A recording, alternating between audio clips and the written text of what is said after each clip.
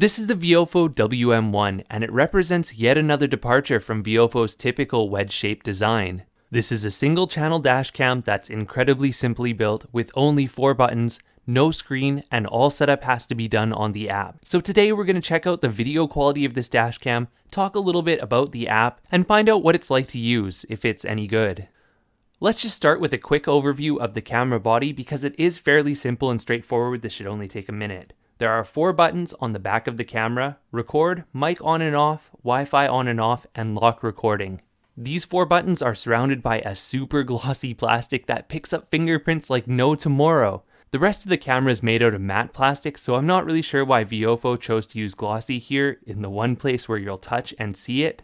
One side of the camera has a micro SD slot, the bottom and the top of the camera only have speaker or ventilation holes, the front of the camera has both the lens and a permanently attached mount.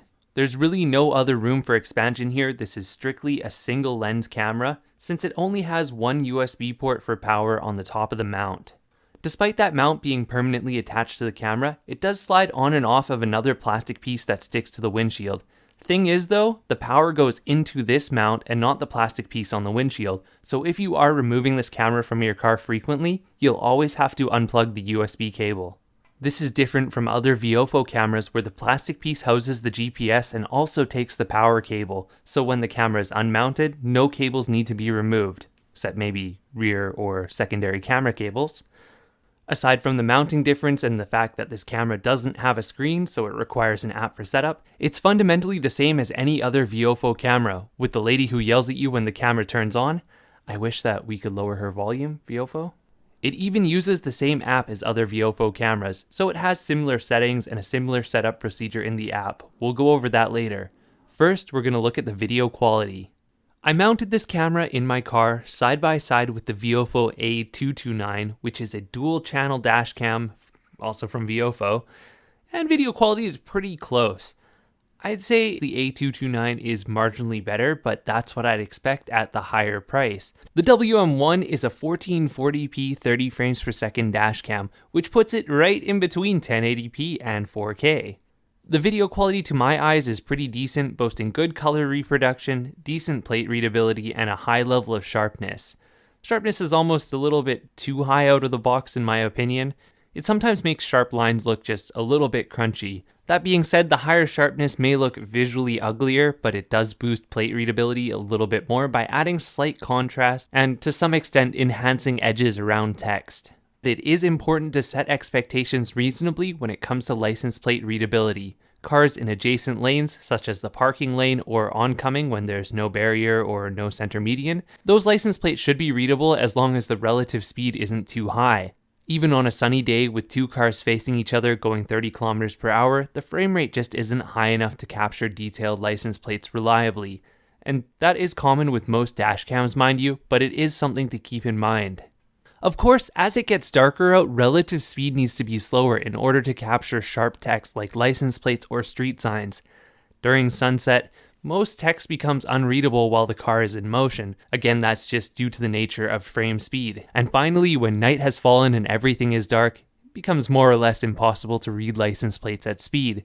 Sometimes it's possible to read them when stopped, but that depends on the car's distance, headlights, and a variety of factors. Night footage from the WM1 is overall pretty good in terms of detail and sharpness. Noise is kept relatively in check in low light situations, and that means I'm able to identify at least the make and model of most cars that I see, even if the license plates aren't readable. With that in mind, one piece of advice I have to share is read the plate out loud. If you're involved in an incident and you have the ability to see the plate with your eyes, don't rely on any camera to capture it.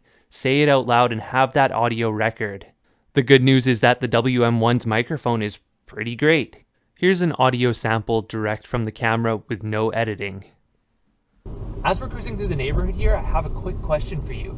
Is it pronounced Viofo or Viofo? I've always pronounced it Viofo, but I've seen many reviewers and other people who deal with these cameras pronounce it Viofo. So I'm really not sure.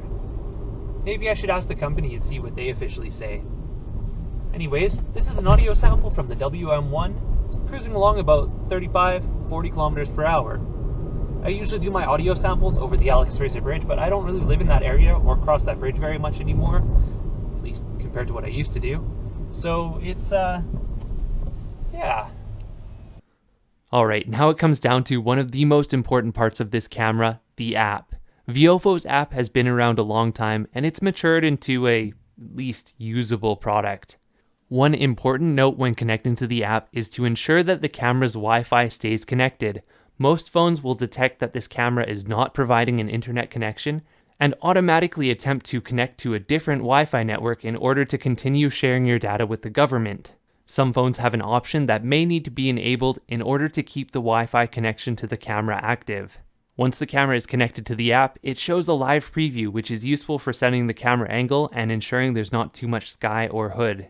To change settings on the camera, first stop recording and then enter the settings menu. Here, adjustments can be made to resolution, adding a plate number, changing the date and time, as well as changing the video bitrate. The app is also one of the only ways to transfer footage off of this camera. The USB port built into the camera's mount does not transfer data, only power. I would highly recommend accompanying this camera with a micro SD card reader, one designed specifically for your phone, just so that in the event of an incident where you need footage right away, you're not fussing with Wi-Fi. Of course, in an incident, a high stress moment, that's going to be the time where the fussy things like Wi-Fi or an app tend to fail. So yeah, always good to have a backup, have a secondary way to get video footage off. This camera does not act as a storage device when it's plugged into a computer or through an OTG phone connection. So yeah, that micro SD card reader is almost a necessity. This camera is a little bit of a mixed bag overall. On one hand, it has excellent image hardware. On the other hand, it's very basic and slightly more expensive than some of the other competing Viofo cameras that have a screen and do not require an app for setup. If you're specifically looking for a tube-shaped camera, something like a bigger and more grown-up version of the B1W, the WM1 is a pretty good choice. That being said, as far as single-channel front-facing cameras go, my personal preference is to the A119 Mini, specifically because it does not require the app for setup. It's also built on lessons learned from several generations of A119 cameras versus what is a relatively new form factor. Hey, thanks for watching. If you found this video helpful, please check out the links in the description. I've got my favorite cameras there. Thanks for watching and see you in the next one.